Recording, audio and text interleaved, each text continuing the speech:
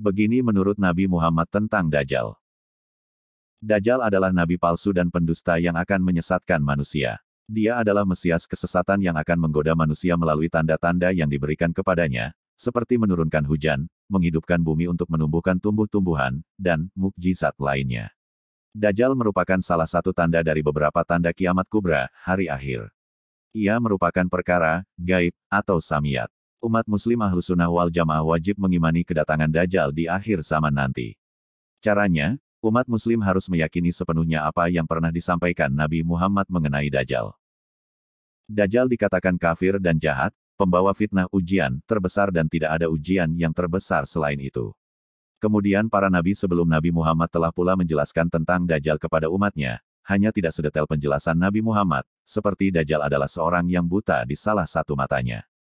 Dalam satu hadits riwayat Abu Dawud misalnya, Nabi Muhammad menjelaskan bahwa Dajjal secara fisik merupakan seorang laki-laki pendek, berambut keriting, matanya buta sebelah. Dia mengaku sebagai Tuhan sehingga membuat umat manusia kebingungan. Namun, Nabi Muhammad menegaskan bahwa Tuhan tidak buta sebelah, sebagaimana Dajjal. Suatu hari, Nabi Muhammad pernah menyampaikan pidato di hadapan para sahabatnya secara panjang mengenai Dajjal.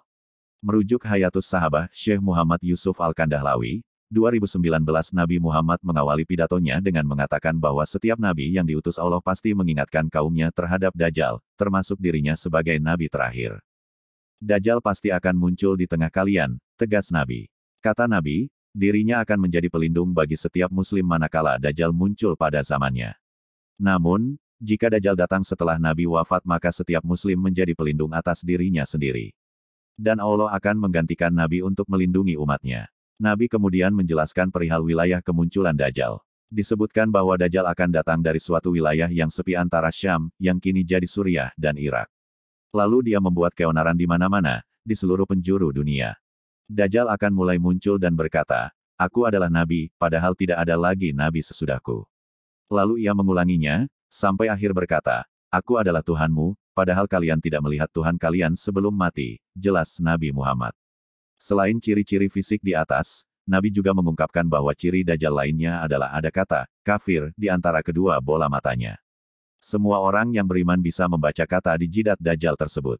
Oleh karena itu, Nabi memerintahkan umatnya yang menjumpai Dajjal agar meludahi wajahnya dan membacakan awal-awal surat Al-Kahfi. Dajjal dijelaskan Nabi Muhammad sebagai seorang yang sakti. Dia akan menguasai umat manusia. Ia bisa menghidupkan manusia setelah membunuhnya. Tapi, Nabi menegaskan bahwa Dajjal tidak bisa melakukan lebih daripada itu. Juga tidak bisa menguasai manusia lainnya. Cobaan Dajjal antara lain ia membawa surga dan neraka. Neraka Dajjal adalah surga yang sesungguhnya, sedangkan surga Dajjal adalah neraka yang sesungguhnya. Barang siapa diuji dengan neraka Dajjal, hendaklah ia memejamkan mata dan meminta pertolongan kepada Allah. Niscaya neraka itu menjadi dingin dan menyelamatkan, sebagaimana api menjadi dingin dan menyelamatkan Ibrahim AS. Papar Nabi Muhammad. Nanti, Dajjal akan melewati sebuah desa di mana penduduknya mengimani dan mempercayainya.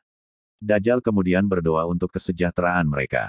Maka hujan pun turun, bumi menjadi subur, binatang mereka menjadi sangat gemuk, penuh dengan daging, dan deras air susunya. Kondisi berbeda dialami penduduk desa yang mengingkari dan tidak mengimani Dajjal. Dajjal mengutuknya hingga tidak ada satupun binatang mereka yang hidup. Hari-hari Dajjal adalah 40 hari.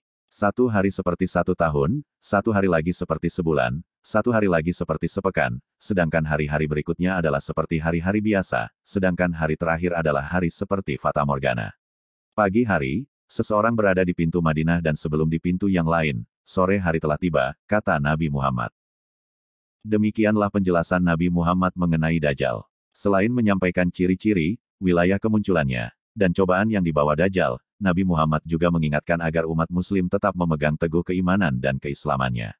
Tidak mengikuti, apalagi meyakini apa yang disampaikan Dajjal.